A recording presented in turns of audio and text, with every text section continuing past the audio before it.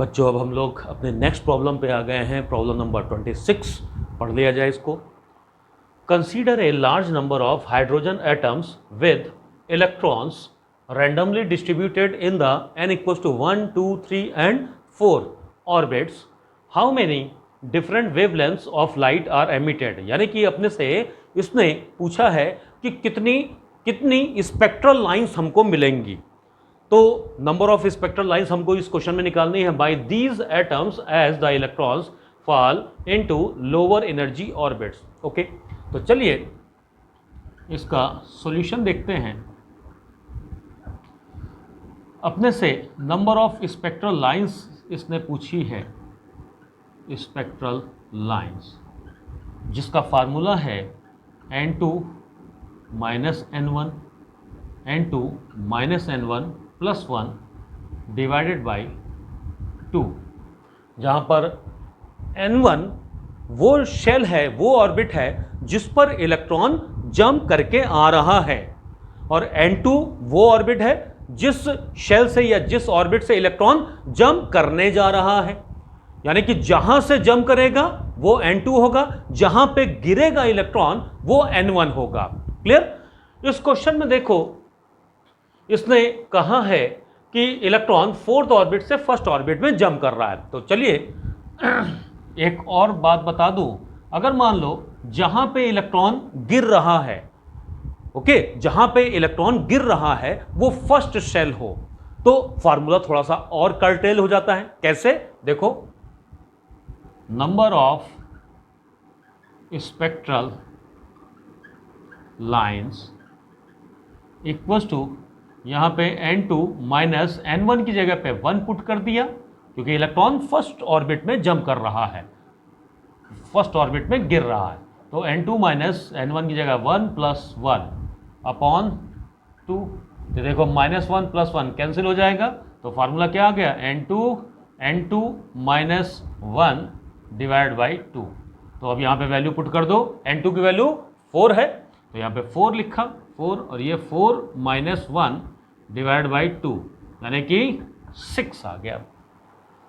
Okay, तो अपना C is correct option, C correct option हुआ। नेक्स्ट प्रॉब्लम आ गई, problem number 27।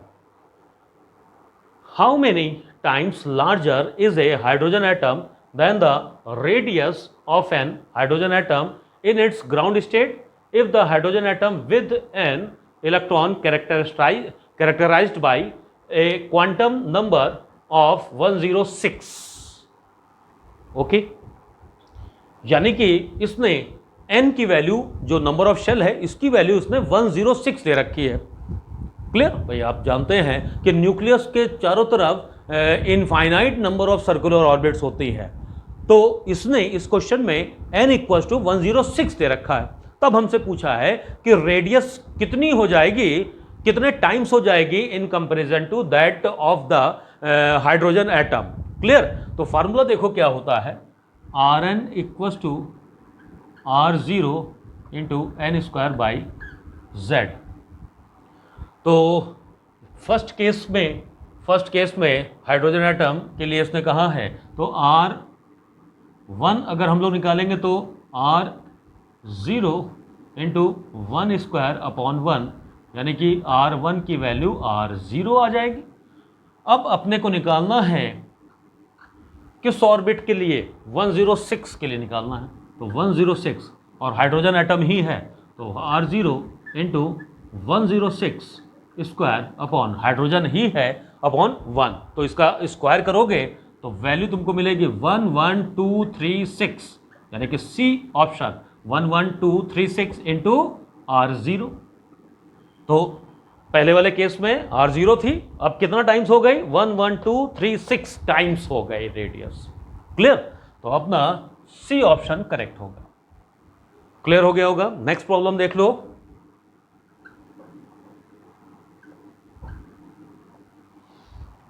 Which is larger, an helium ion He plus ion with an electron in an orbit with n equals to 3, or an Li2 plus ion with an electron in an orbit with n equals to 5?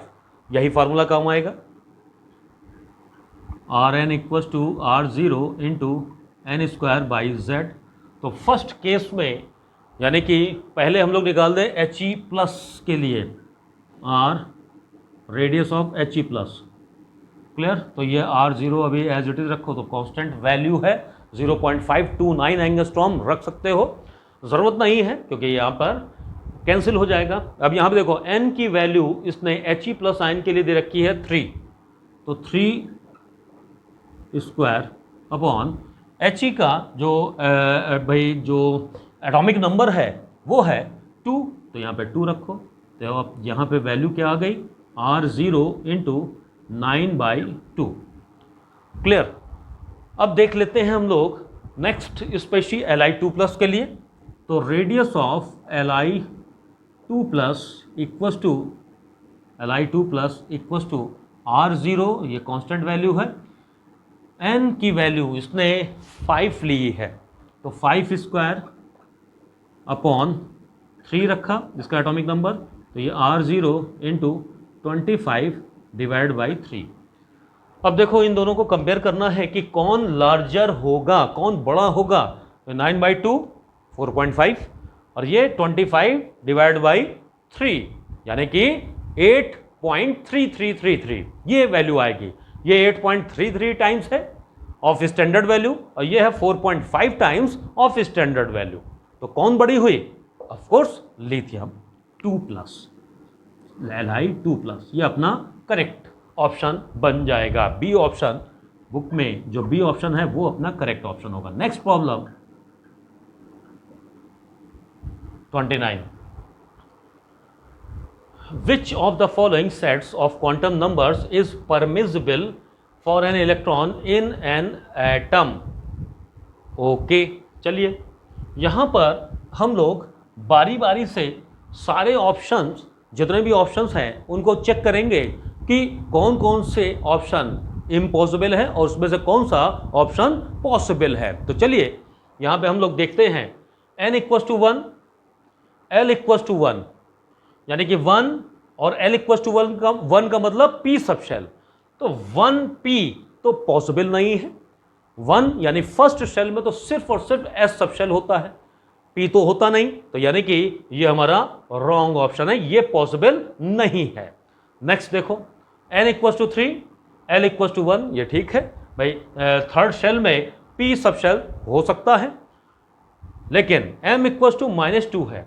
आपको याद होगा मैंने पिछले questions में बताया है m की value very करती है फ्रॉम -l टू +l। अब l की वैल्यू यहाँ पे 1 है तो m की वैल्यू वेरी करेगी फ्रॉम -1 टू +1 इंक्लूडिंग 0, तो -2 तो बीच में पढ़ना नहीं है, तो इसलिए ये ऑप्शन भी करेक्ट नहीं हुआ, रॉन्ग हो गया। चलिए आगे बढ़ते हैं हम लोग। n equals to 2 second shell, l equals to 1 p sub shell, m equals to 0, m की वैल्यू -1 से +1 तक के जाएगी इंक्लूडिंग 0, तो 0 तो इसमें पड़ता है, ये भी करेक्ट है। s इक्वल्स टू +½ यानी कि स्पिन अप इलेक्ट्रॉन है, यानी कि क्लॉकवाइज स्पिन करता हुआ इलेक्ट्रॉन इसने दिया हुआ है, तो सारी वैल्यूज ठीक ठाक दिख रही हैं, यानी कि ये ऑप्शन अपना करेक्ट होगा। अब फोर्थ ऑप्शन भी देख लें कि क्यों इनकरेक्ट है, क्यों रॉन्ग है। n इक्वल्स टू 2, ठीक है 2, l इक्वल्स टू 0, तो l इक्वल्स टू 0 ये करेक्ट है भाई, 2s हो सकता है, और m की वैल्यू -l से +l इंक्लूडिंग 0, तो l की वैल्यू 0 है तो m की वैल्यू भी 0 होगी। s की वैल्यू 1 दे रखी है, तो भाई s की वैल्यू 1 तो होती नहीं, या तो +½ होती है या फिर -½ होती है, तो यानी कि अपना जो करेक्ट ऑप्शन हुआ वो C ऑप्शन करेक्ट हुआ, ये परमिसिबल है। Next problem 30, number of stable isotopes is least when the number of neutrons and that of protons in the isotopes are respectively. भाई स्टेबिलिटी ऑफ आइसोटोप्स ये depend करती है कि न्यूक्लियस में जो नंबर ऑफ न्यूट्रॉन्स हैं और जो नंबर ऑफ प्रोटॉन्स हैं, अगर वो दोनों के दोनों इवन नंबर में हो, इवन नंबर में, तो उसकी स्टेबिलिटी सबसे ज़्यादा होगी। अगर मान लिया न्यूट्रॉन इवन में है, प्रोटॉन ऑड में है, तो उस कंडीशन में इसकी स्टेबिलिटी पहले वाले से कम हो जाएगी। और सबसे कम कब होगी? जबकि न्यूट्रॉन और प्रोटॉन दोनों ही ऑड नंबर में दिए हों। अब क्वेश्चन को फिर से देखो, number of stable isotopes is least when the number of neutrons and that of protons in the isotopes are respectively odd and odd. अभी बताया मैंने कि अगर न्यूट्रॉन और प्रोटॉन दोनों ही ऑड नंबर में है तो ऐसा न्यूक्लियस बहुत लीस्ट स्टेबल होता है। ठीक है, तो ऐसी कंडीशन में उनके जो आइसोटोप्स होंगे उनकी स्टेबिलिटी भी कम होगी। ओके, चलिए नेक्स्ट क्वेश्चन देखते हैं हम लोग। तो इसका अपना जो करेक्ट ऑप्शन होगा वो ए ऑप्शन करेक्ट है, odd and odd. 31। Next problem समझ ली जाए।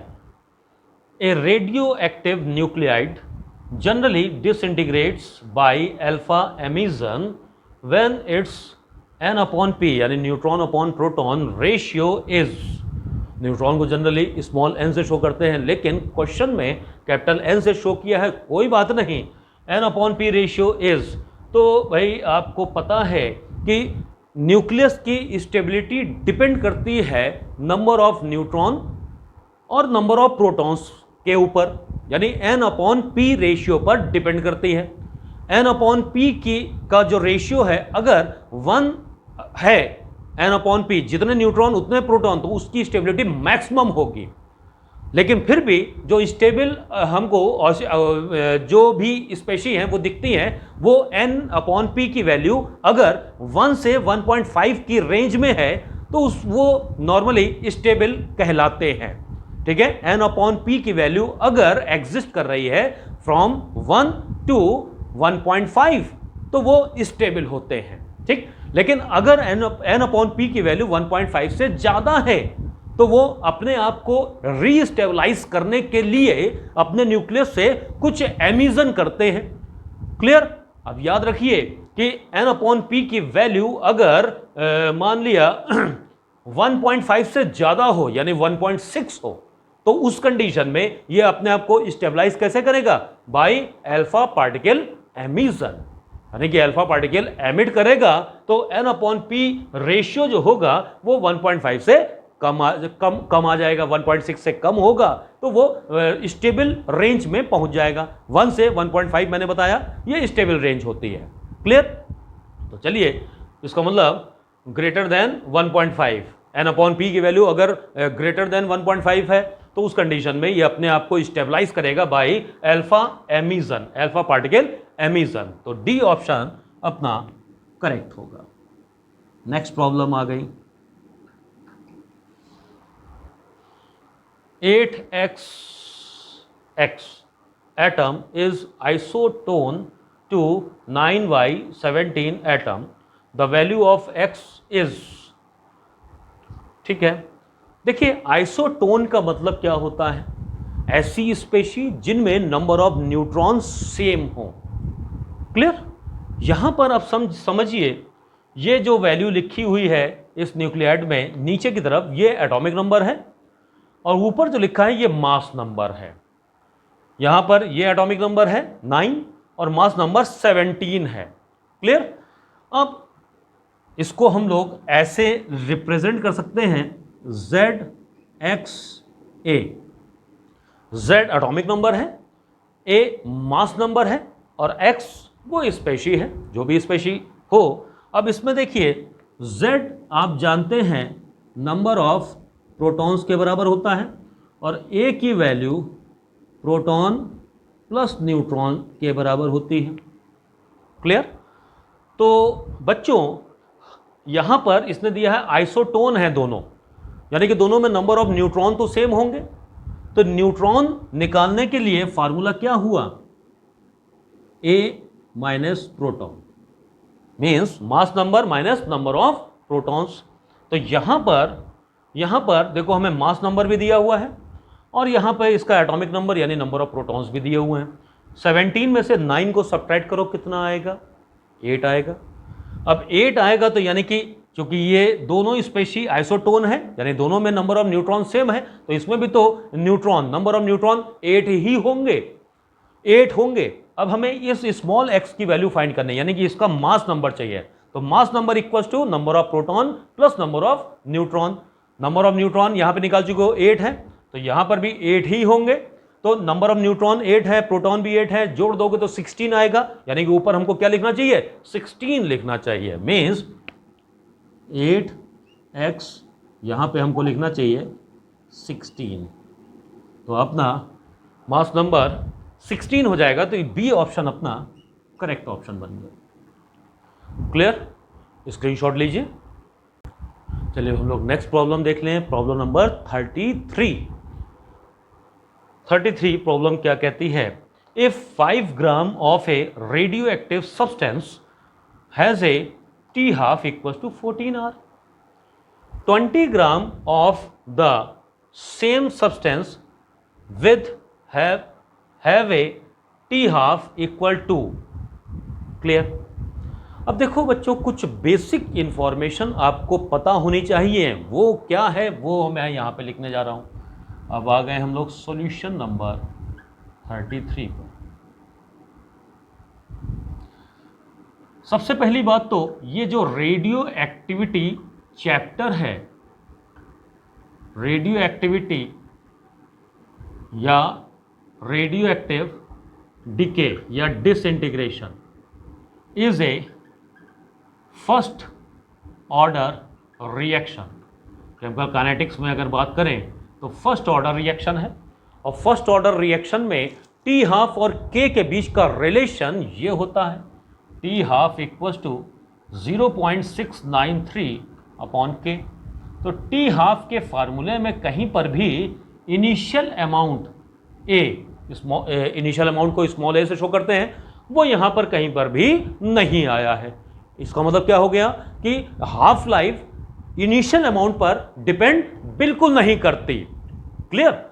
So T half does not depend on initial amount, चाहे इनिशियल अमाउंट 5 ग्राम हो जैसा कि इसमें दिया है, या फिर इनिशियल अमाउंट 20 ग्राम हो, कोई फर्क नहीं पड़ता, टी हाफ की वैल्यू सेम ही रहेगी। यानी कि पहले टी हाफ 14 आर था, अभी भी 14 आर ही रहेगा, 14 आर, यानी कि सी ऑप्शन अपना करेक्ट होगा।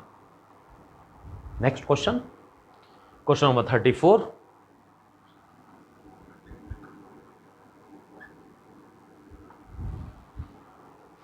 The designations of a proton and neutron are 1h1 and 0n1 respectively. ठीक है, ठीक बात भी है भाई, प्रोटॉन को इससे रिप्रेजेंट करते हो, न्यूट्रॉन को उससे रिप्रेजेंट करते हो।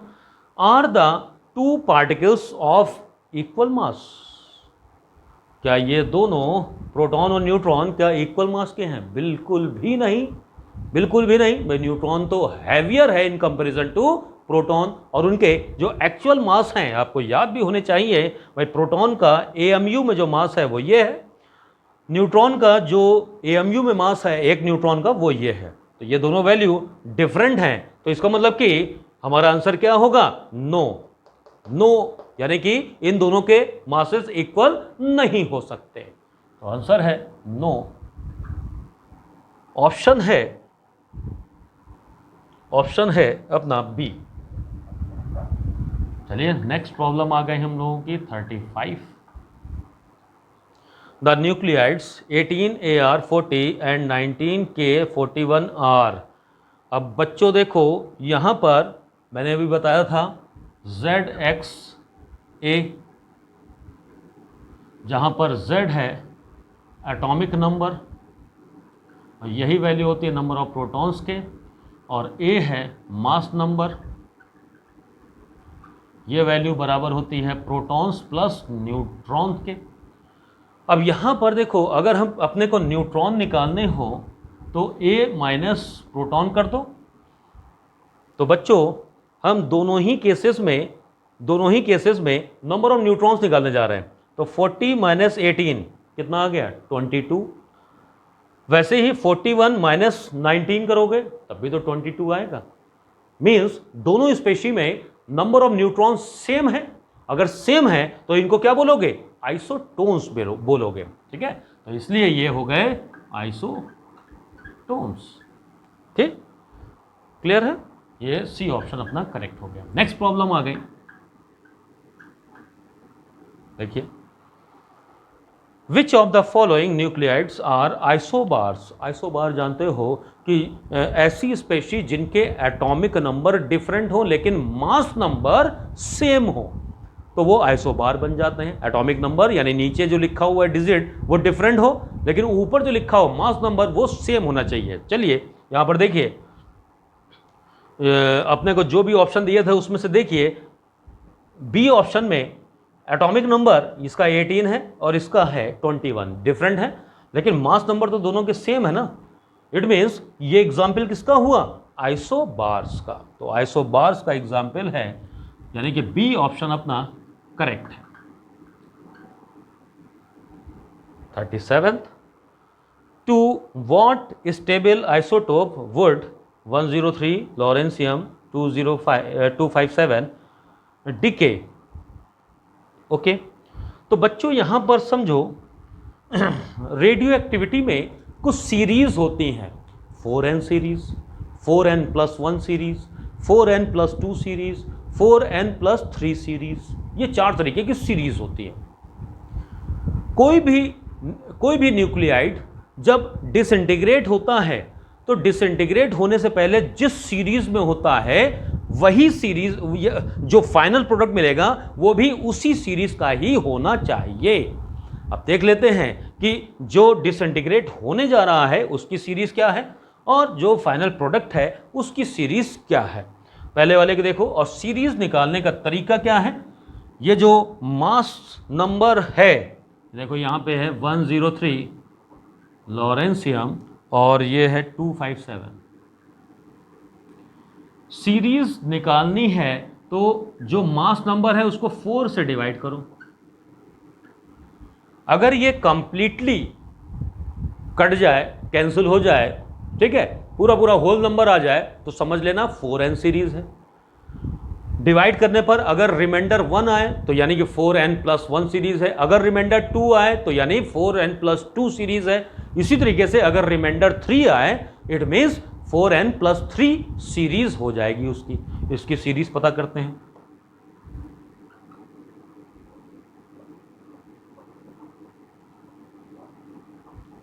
तो बच्चों रिमाइंडर क्या आ गया? 1, यानी कि ये 4n+1 सीरीज को बिलोंग कर रहा होगा। तो जो 4 ऑप्शन अपने को दिए हैं उनमें से बारी बारी से हम लोग डिवाइड कर लेंगे और देख लेंगे किसमें रिमाइंडर 1 बच रहा है। वैसे अपना जो करेक्ट ऑप्शन है वो ये बिस्मथ वाला है, देख लेते हैं। ऐसा ये करेक्ट ऑप्शन क्यों बन गया? 83 बिस्मथ 209।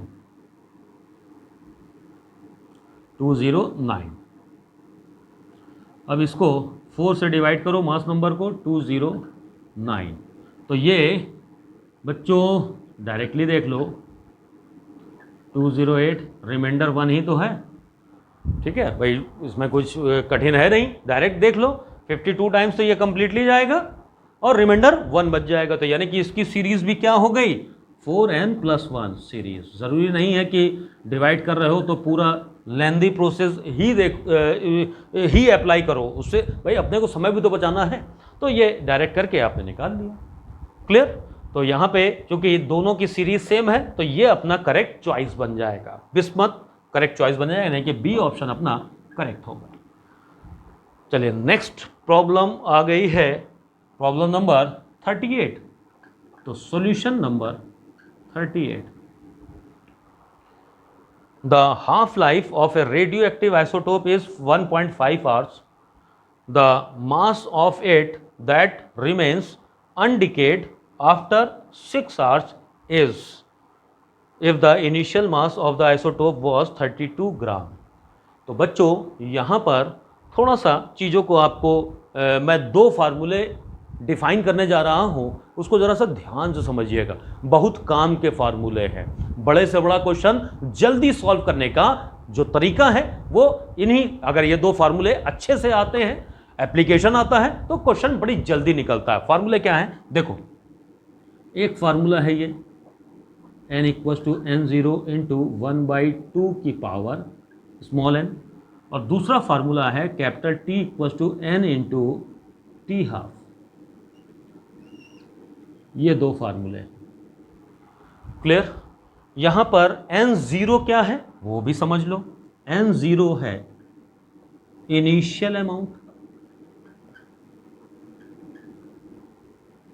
n है रिमेनिंग अमाउंट,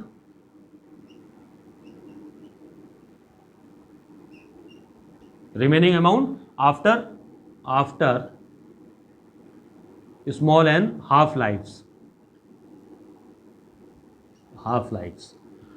n क्या है? Number of half lifes, number of half lives.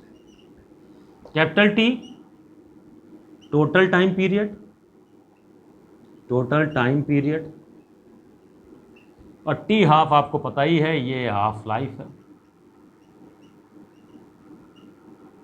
Half life. Clear?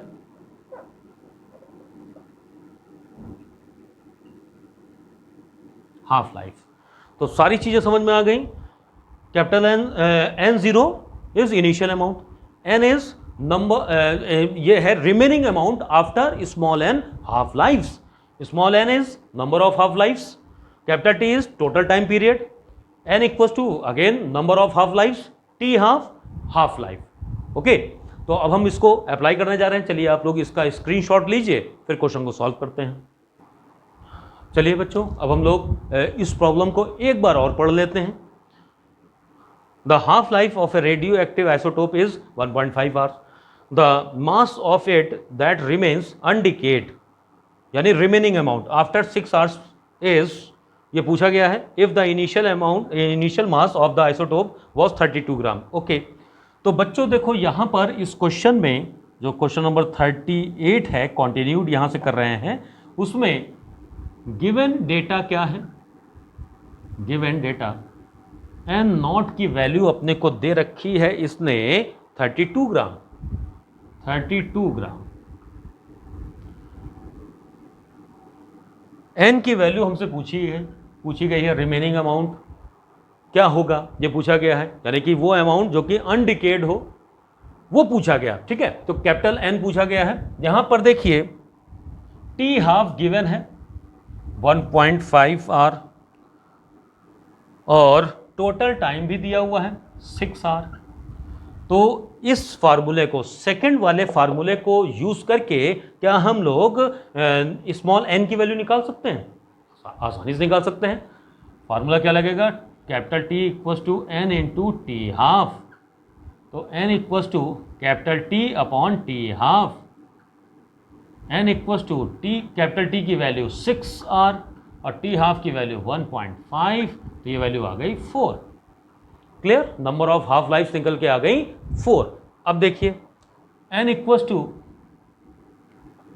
n0 into 1/2 की पावर n, ये दूसरा फार्मूला है भाई। पहला फार्मूला ये हम लोगों ने लगा लिया, एक फार्मूला, और दूसरा ये लगा डाला। ठीक है, इससे क्वेश्चन आसान हो जाएगा। n की वैल्यू अपने को चाहिए है, n0 की value 32 gram into 1/2, number of half life पहले निकाल चुके हैं 4, तो ये 32 इंटू 1/16, तो आ गया 2 ग्राम। तो 2 ग्राम अपना करेक्ट आंसर है, यानी डी ऑप्शन अपना करेक्ट चॉइस बन जाएगा। नेक्स्ट क्वेश्चन आ गया 39। The radio activity due to C14 isotope T half, इसका इतना दिया हुआ है, of a sample of wood from an ancient tomb was found to be nearly half that of fresh wood. Clear? उसने क्या कहा है? जो रेडियो एक्टिविटी है या फिर जो एक्टिविटी है वो कितने समय में हाफ रह जाएगी, वो टाइम हमको निकालना है। तो भाई बड़ा ही आसान सा सवाल है ये। टी हाफ तो देखो इस क्वेश्चन में गिवन ही है। क्वेश्चन को फिर से देखो क्या पूछा गया है। The radio activity due to C14 isotope, जिसका हाफ लाइफ इतना है, of a sample of wood from an ancient tomb was found to be nearly half। जो वुड है उसकी जो एक्टिविटी है आज की डेट में वो जो इनिशियल एक्टिविटी का हाफ रह गई है।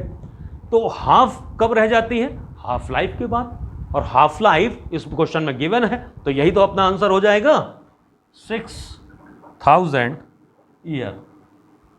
यह अपना करेक्ट आंसर बन जाएगा। क्लियर? तो यानी कि अबाउट ये हो गया।